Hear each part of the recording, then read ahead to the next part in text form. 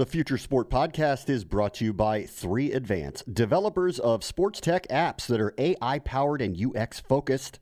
So if you're looking to create some apps for your startup or your sports biz calls for some artificial or business intelligence, you should check out 3Advance. They're incredible. Go to 3advance.com. That's the number 3advance.com. Empire.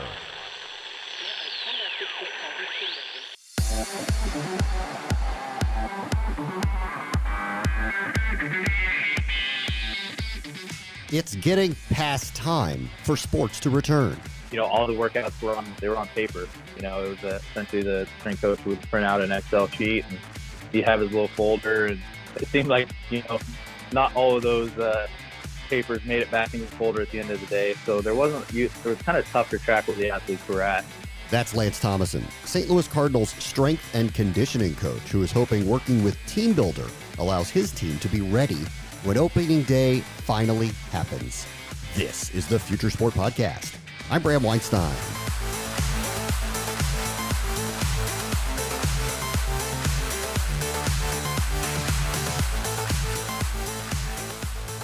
This baseball special will focus on the pros and the amateurs hoping to use quarantine as a way to improve, so when they say it's okay to play ball, they're all ready. Steve Goody, CEO of Pocket Radar, will join us to talk about his products for the up-and-comers. Hewitt Tomlin will explain his methodology with Teambuildr as they work through a pandemic, and Lance Thomason will tell us how those implementations are working at the highest level of the sport. But first, the future is now for players who have been stranded stateside thanks to COVID-19.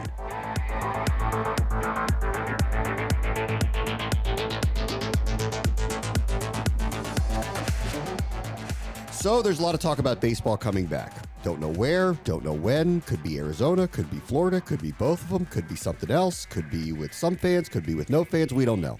And the leagues are getting set to try to figure out how to handle that and whether it's even possible to happen. There are actually groups of players, though, that never really left. And Marley Rivera from ESPN is here to document some of that. Hey, Marley, how are you? I'm excellent, Bram. Thank you for having me on your podcast. So there are Venezuelan players that just never left spring training. What happened? Well, this is one of those things that is kind of interesting, right?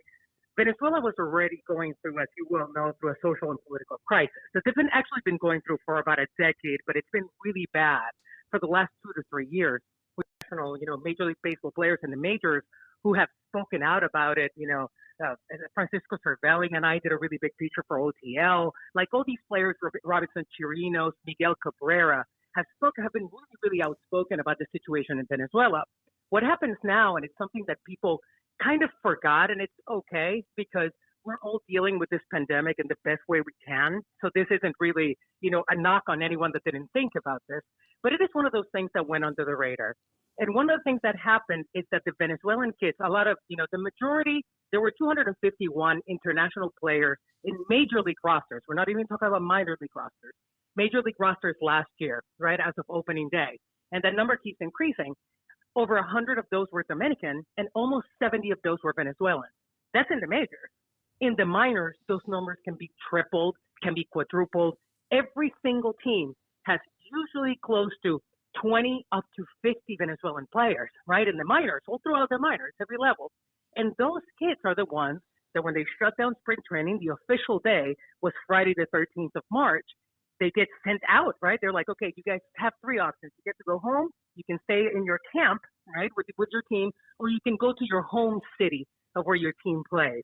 Obviously, for minor leaguers who got their contracts canceled, Bram, so they actually do not have a home city where they play, there are only 2 options. Where you stay in your spring training facility or you go home. And for the Venezuelans, it was only you stay in your spring training facility because they can't go home. They have not only the social and political crisis, as we well know, the president of the United States, among other countries too. The same thing happened with Venezuela, closed the border. So when the international borders were closed, basically almost immediately, some teams were able to send their players away. Some of them weren't. And then that was the problem. So hundreds of kids, and I collaborated with this with my colleague, Alden Gonzalez, all these kids got stuck. So we wanted to document what teams are doing for them, Bram. And how are they kind of collectively handling this? Well, this is the era of, the digital technology. Like if this, I'm 45, so if this had happened to me, back of, when I was in my early 20s, or, these kids, let's just refer to the minor leaguers right now, because the major leaguers, most of them have homes in the United States, right? So the issues for the major leaguers were not, as glaring as they were for the minor leaguers. The minor leaguers, they're between 17, 18 years old up to maybe 22, 23 on average, right? 18 to 22, let's use that. You as a kid, you have no longer, what are you going to do? So they're using technology, right? And now, I never knew anything about Zoom, and now I've become a Zoom expert. We do now interviews on FaceTime, and they are the era. I almost feel like they are better equipped than I was to deal with this, because they are people who are used to that kind of digital connection with each other. And that's exactly what they're doing. They're kind of FaceTiming constantly, sending videos to each other, sending ideas of workouts in parking lots in hotels, sending ideas for workouts when you only have a wall and a couple of cans of food, like that kind of thing. And they're just being so creative. And it's been really kind of interesting and fun to watch in a sad way, because we know this creativity had to happen under this pandemic. This is a usual, I find myself using this word a lot here for certain sectors of what we do and what sports does. I never feel like it's the right word, but opportunity is the only thing I can come up with, because no one wants to take advantage of what is happening here. However, Absolutely in the not. case of some young players where English is a second language or they may not know it, and they're looking for an opportunity to stand out to their potential employers, this is one of them where they're going to be watched a little bit more closely, because they need to be watched a little bit more closely in how they handle something like this. And not only that, they're also, because you just mentioned English as a second language, one of the things that a lot of the teams are focusing on, and I would say 25 out of the 30 major league teams, they're actually using this to use Google Classroom, to use things like that, to actually teach them, right, over the internet, certain tools. And you're right, it's an opportunity for them to show that they're the kind of players that can follow through, right, the kind of players that can handle this. And they're also dealing with a lot of mental issues. They have to deal with the mental performance coaches, and it's one of those, kind of interesting things that we've seen happen. And you're right, it's an opportunity for them to show who they are, and that they have the mettle to deal with the majors this young. Let me just get a general reaction to, you talk to all these people in baseball, and there's a lot of ideas, and some of them are strange about how they would play again. What's the general consensus? And I know this probably changes by the day, but generally, what are people saying to you about the idea of playing baseball with no fans in the stands? That it probably is exactly how we're going to start. It is, I've spoken close to maybe 30 or 40 players in the last month over the phone, and we did a big feature on ESPN where I spoke to 22 managers, and I would tell you that 99% of them not only are on board, but understand that maybe the beginning of baseball or the beginning of sports, and the NBA will probably be the one that, that sets the path for all of us, because they're the ones who may or may not start a playoff season, that playing with no fans is going to be a reality. It's something almost that you have to start accepting. And not only that, it's something that Major League Baseball and the Players Association are already working, and having a contingency plan for a pay-per-view system. So this is something that I'll just call it, if I can say just one word, inevitable. It is. You can read all of Marly Rivera's work on ESPN.com and check her out on the TV as well. Thank you so much for joining us, Marly. Thanks for having me, Bram. Up next, Hewitt Tomlin, CEO of Teambuildr, and Lance Thomason, strength and conditioning coach of the St. Louis Cardinals, talk about the necessity of mobile training. This is the Future Sport Podcast.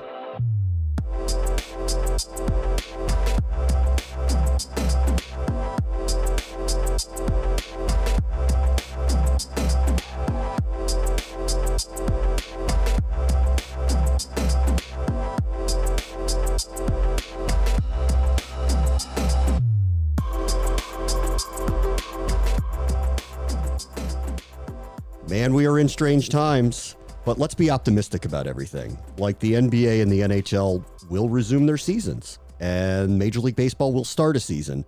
And let's be really optimistic that the NFL and college football will start on time. For that to happen, the players need to train, and we're in interesting times in social distancing land. And that's where Hewitt Tomlin, the CEO of Teambuildr, comes in. He has a platform here that's mobile training, and boy, do we need it more than ever. Hey, Hewitt, how are you? I'm doing well. How are you? Listen, I know you never intended your platform to be used at a time like this, but here you are. And man, this is strange times we're in. They really are. And you're right. We didn't see us kind of designing a platform for today's day and age. But this is where we are. We're happy we can at least help.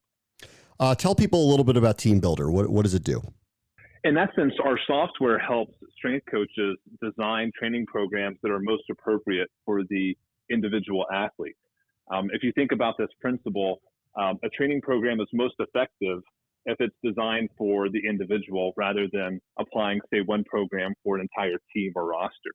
Our software helps do that for coaches in very little time compared to other methods like, say, writing a workout in Excel and mailing out a paper packet to the athlete. So are you working directly with the strength and conditioning coaches? Are you working with the athletes directly? How do you kind of formulate that?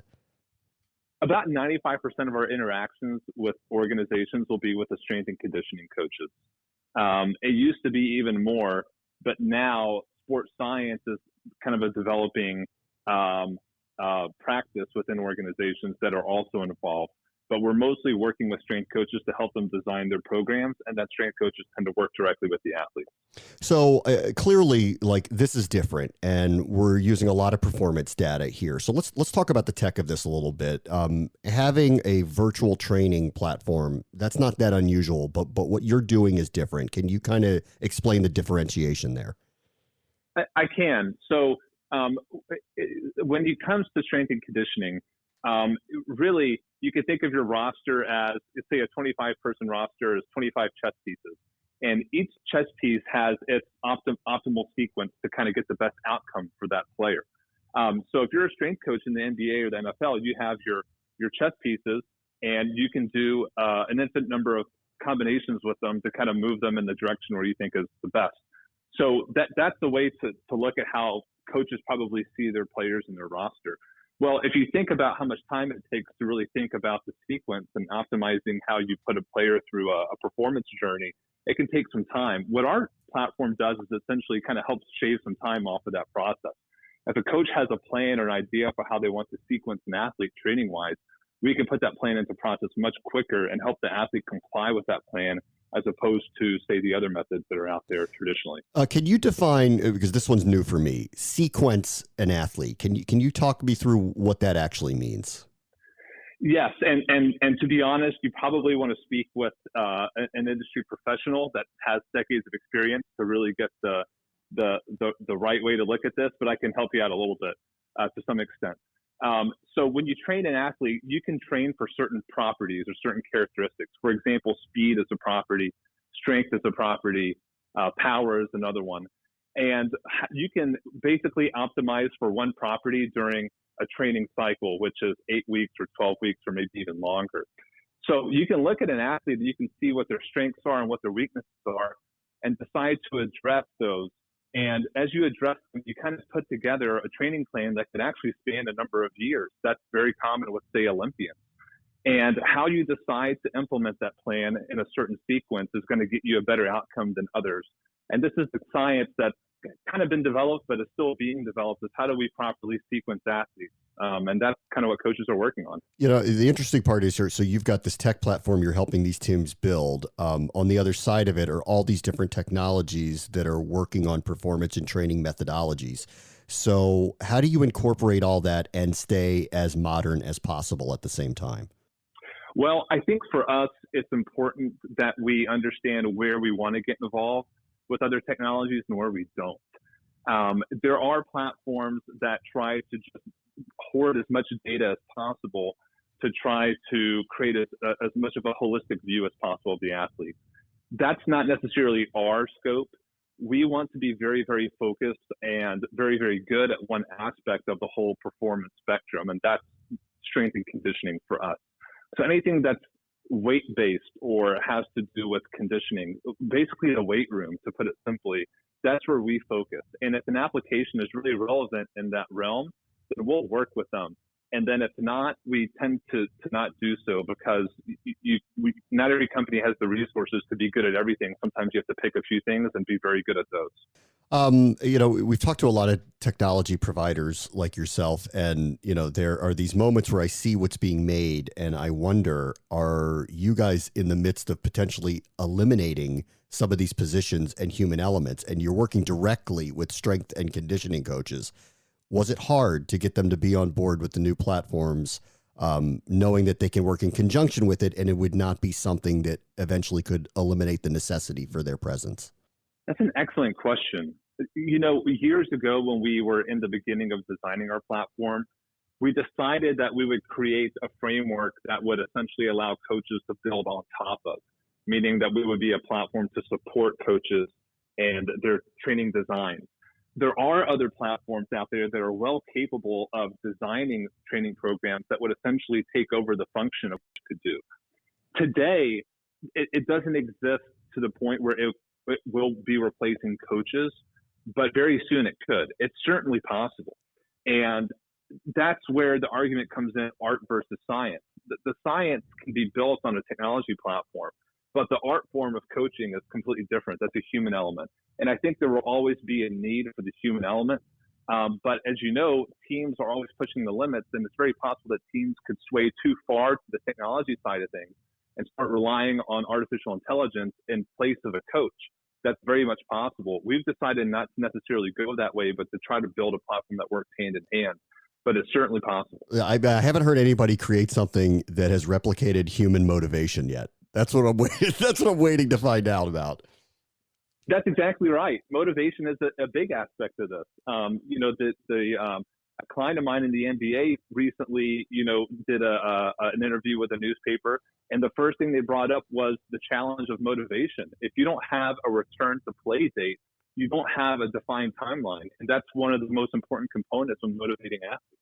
I'll let you go with this, and I want to leave it with what's going on right now. Obviously, there's I'm sure there's a lot of growth interest in what you guys are doing because of what's happening out in the world and all the social distancing. What are your clients saying to you about how they want to stay in shape, stay connected, in the eventuality that they will return to playing games again? Well, the reality is that equipment and access to resources has a lot to do with how someone can develop if they are quarantined. If someone does not have access to the proper implements, the job of the strength coach, I think at this point, is basically to make sure that the player does not regress. They should be maintaining their current levels of strength, speed, power, and these other properties that we talked about. Now, if someone does have access to a great amount of resources at home, then they have a really good opportunity to continue improving while a lot of people are not.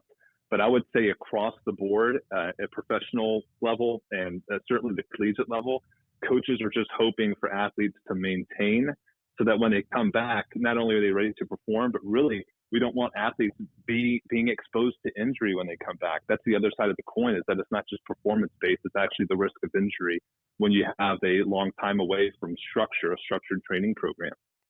And us, the fans, we just want them to come back. I know, I speak for the world that we just want to see sports come back again. I agree. I'm with you. I'm glad I can play a small part in maybe accelerating that process. But really, it's a team effort. The sports world is no longer the ultimate team sport. I think the team sport is basically our society right now, and I'm hoping that we can all get together and work this out together. Hewitt Tomlin is the CEO of Teambuildr. Thank you, Hewitt. Thank you.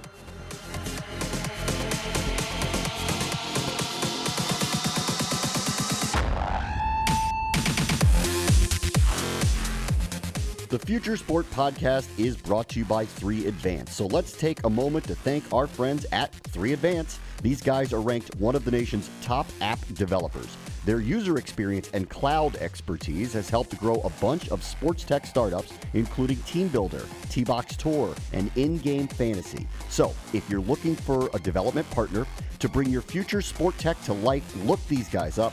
Go to 3advance.com. They're the team to make it happen, and advance you will. That's the number 3advance.com, and tell them Future Sport sent you.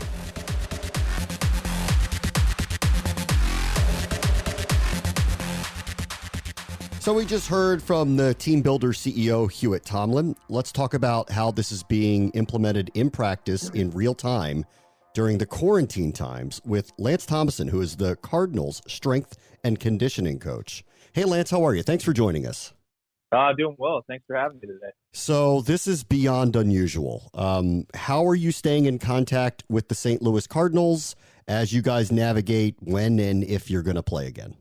That's a great question. Obviously, there's a lot of uncertainty going on right now. So as far as maintaining contact with the players, we do some weekly follow-ups, trying to reach out just to see how the guys are doing and see how their workouts are going. And in general, just how they're feeling. Let's talk about the workouts a little bit. We talked a lot with Hewitt, and this is a very interesting conversation now with motivation. How do you keep the guys motivated when they're not in front of you day to day to remain in the best possible shape and continue their training regimens? Yeah, that's a great question. Obviously, when we were down in spring training, the guys were ready to go. We were essentially days out from playing baseball games. So, it's a tough situation, but we've essentially used the Teambuildr platform, and we're still providing workouts just as we would in season or in the off season. And as far as motivation, we're not trying to reinvent the wheel. We're just trying to do a basic body weight program if they don't have access to anything, and then if they do have access to equipment, we make some adjustments based off of what they have. Can you go into detail a little bit about that? I'm sure there are some players that are well equipped to be home and do the things they need to do, and there are others that aren't. How are you kind of streamlining all of that? Sure. So obviously we after that first week when essentially everyone was going home, we just tried to reach out to everyone and see what they'd have access to, and knowing that eventually gyms would shut down. So fortunately, there are some guys that have some very decent home gyms, and they're able to basically just continue on with where they were at. And then others we've had to adapt. And from there, we just created a body weight program. Once again, we're not reinventing the wheel, but we're still sticking with our foundational pieces. We're still squatting, lunging, we're pressing. We're just making the adaptations where we can. And how do you utilize Teambuildr? Can you describe how that works in conjunction with what you're doing? Yeah, perfect. So we use Teambuildr in season and off season. So this is essentially kind of another off season for us in a way. But we basically put together a couple different programs, knowing some guys would have those gyms. So we put together a program for those guys, and then the guys that don't have access to anything, we obviously put a bodyweight program in there for them. So we can actually put the workout in on our side. We can drop it to their personal calendars on their app. So they just open up the Teambuildr app, gives them a checklist of things that we would like them to do that day. And then once they do it, they can check it off. And we can actually kind of check in with the guys and see what they've been doing and see what, how many reps they're doing with something and how much time they're doing. And then we can see if they're making any progress. We had talked about the idea of sequencing with Hewitt, and he had said, you need to talk to somebody who would understand how to explain what that is. Can you kind of talk about sequencing an athlete and making it individual for them to get the best of their performance when it matters most? As an organization, obviously, we like to see where these guys are at with some monthly screening. And then from there, there's obviously some individual needs based off their position or just in general some stuff that they need to work on. So we do take that into account when we adjust their program. So like I say, we start with essentially a base program, and then from there we modifications. So everyone's on a similar but different program, if you will. It's just kind of based off their individual needs. Let's talk about technology just in general. You've probably been doing that. You don't wake up one day and become the strength and conditioning coach of the Cardinals. So you've probably been doing this for a very long time.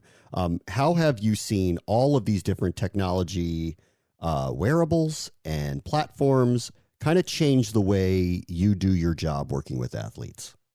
Yeah, that's a great question. I mean, when I first started in the strength conditioning world, back doing an internship, all the workouts were on paper. It was essentially the strength coach would print out an Excel sheet and he'd have his little folder, and it seemed like, not all of those papers made it back into the folder at the end of the day. So there was kind of tough to track where the athletes were at.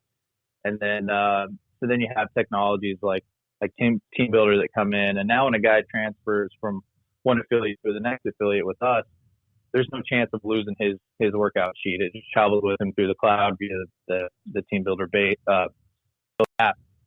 So, and then obviously, technology like Catapult and stuff like that. We've kind of we've looked at that a little bit at the lower levels, and it's just nice to see what guys are actually doing. It just puts a objective piece to what we're actually seeing. What does the term load management mean to you when it comes to baseball players? Do you guys have an implementation where that falls into the purview of what you guys do? Yeah, I mean that's something we're always looking at. Obviously, you question whether you're doing enough, or you question whether you're doing too much. So I think that is one way where the wearable technology can help with that. Like I say, that's something we've looked at for several years now, and there's a ton of different technologies out there that can help with that. And I ask about that now because and I want to say when because I want to be optimistic that baseball is going to come back and play, and hopefully at some point this summer that's going to happen. We're hearing all different types of things like stacked double headers and 7-inning games and trying to get in as many games as possible, which could be a very interesting compacted schedule for you guys.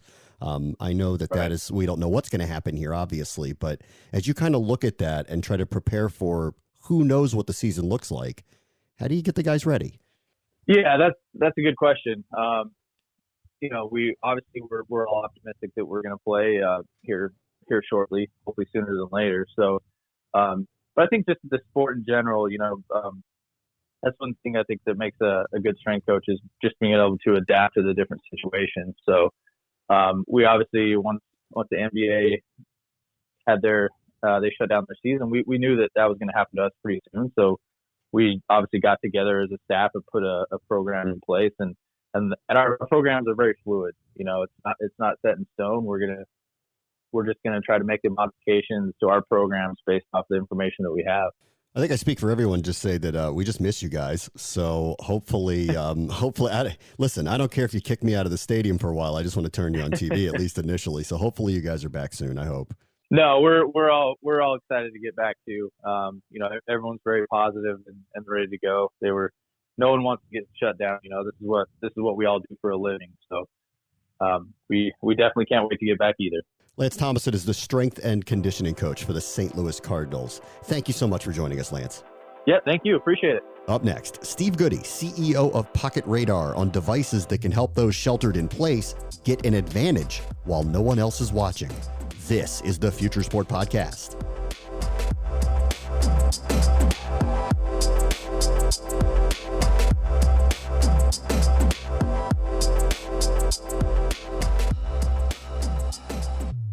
Well, this spring was very tough on team sports as well as professional sports. And for those that want to continue their training, they're trying to find options to do it from home as we all shelter in place. And that's where Steve Goody, the CEO of Pocket Radar, comes in. Hey, Steve, how are you? Thanks for coming back on the show.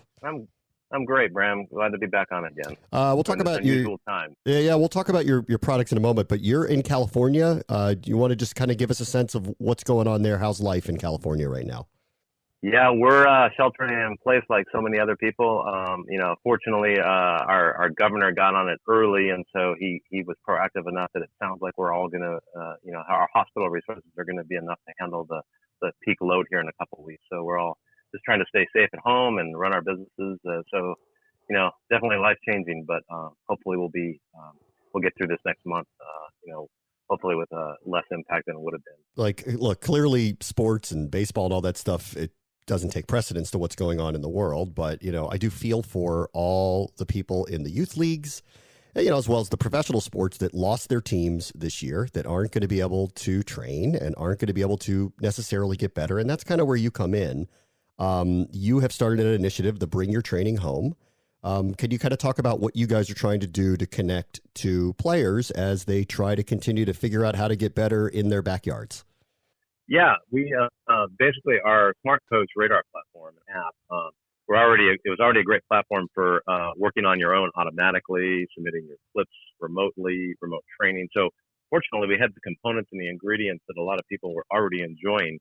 And I guess the silver lining in this crisis is that now this solution is available to families at home, to athletes at every level, and they're basically able to completely train at home, measuring velocities, capturing clips, getting remote coaches with that. We even had a young woman who had 4 college coaches effectively verbally committed to their college teams based on just this remote viewing of her performances at home with hitting.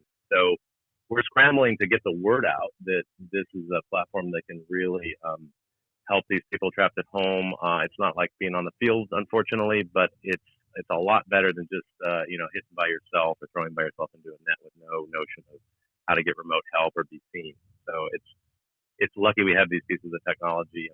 Always collaborating with our partners to help work with other vendors that offer services in player development and coaching to do this together. So there's a lot in the works right now. It should be very exciting. I probably should ask you this first, but for our listeners, because I know, because we've talked before, but for our listeners who didn't hear or are aware of Pocket Radar, why don't you explain what you guys do? Yeah, we've been around for about a decade, and we have a line of pro accuracy radar guns that are 4 ounces and fit in your pocket. We've been selling all the major league teams, all the way down to families. Price points are only a few $100s. Our latest flagship product is the Smart Coach. It comes now with an app that runs on your iPhone or your Android phone. So now you've got an accurate radar system, and along with the app that can basically can video yourself with speeds embedded in the clip, and then keep track of all your data over time, so you can track your progress, you can share it with others. So it's an entire platform now that allows you to do development work with your team individually, and remotely connect to people and track your progress over time. So, we really are trying to build technology that helps athletes and teams and organizations track their data. In this specific time, what are you hearing from coaches or clients or other athletes as to how best to utilize what they have and what they need and what they would want from Pocket Radar? Those that already have the product have been calling us up and expressing their gratitude that what we've got now actually fits the bill. What they're looking for now is they'd like for us to work with partners to figure out, how do I work with my coach? How do I work with my team? And so we're facilitating a lot of that as well, telling them how maybe a team can, pass around a unit with in a Ziploc in the mailbox, they can, pick it up and, share it, or if they each have one. So we're actively helping these families and teams to figure out solutions based on our platform and our technology, so they can continue to, practice and even clever ways they might be able to compete. One training academy in the Bay Area that this week he's running a pilot program with 6 of our Smart Coach radars, where he's going to have his athletes do hitting development for a week. They're going to have a contest at the end of the week, share it all on Instagram, see who's most improved. So in effect, they're sort of socializing and practicing together virtually. Steve, how does it work? Is there a wearable involved in this? How do you guys track the data? It's really simple. Just like, we are all familiar with our smartphones and our iPads and such. Our radar now in the current version, it becomes a Bluetooth accessory, just like your headphone. And so what you do is you set the radar up in the proper location. With this kind of radar, like all radar guns, you have to be throwing the ball at it or away from it. So you set the radar up on a tripod. You pair it up to your iPhone or your iPad via Bluetooth. You put that iPhone on a stand next to you. You fire up the software in the app, and basically it automatically runs, and you can do a bullpen, do a hitting session, and it will capture every velocity you threw or hit. It will create an 8-second clip of your body mechanics, depending on which it uses the camera in your phone. So wherever you set up the camera to watch yourself hit or throw, it'll capture an 8-second clip of you throwing or hitting, and it saves all that in your history and in your gallery on your phone. So now it's shareable. And the magic is those clips have an embedded Pocket Radar logo and speed right as part of the video content. So I can just touch share to Twitter or Instagram or email to my coach or Dropbox.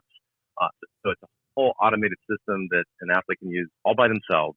Or if you have a helper or dad there or brother or sister, you can have them do soft toss, live pitching to you, and do the same things automatically. So it's really doesn't require any help It automates the whole process of capturing yourself, and now you have digital content about yourself that you can use for remote coaching. You can send it to your coach.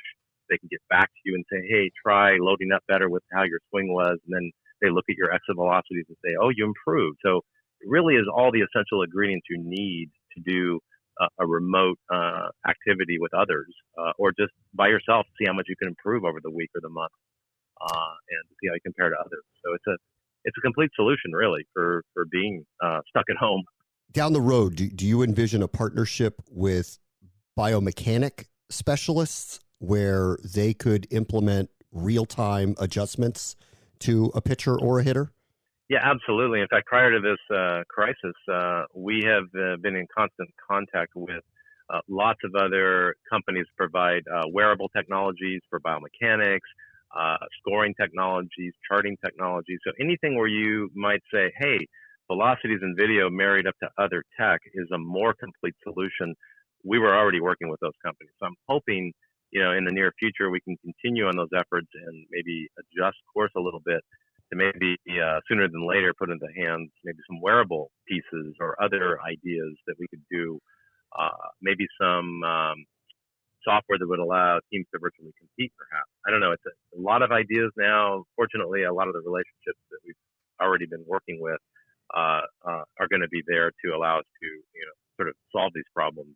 So I'm looking for a lot more in the future here. Hopefully around the corner in the next few months, we can start to implement. We have one right now with DriveLine that we already did implement, where you can do the remote DriveLine training via our platform and their system. Software will hook together to the track system. What is going to be really interesting is when everything opens back up, we're going to find out who got better on their own. This is going to be very, very, very interesting. Yeah.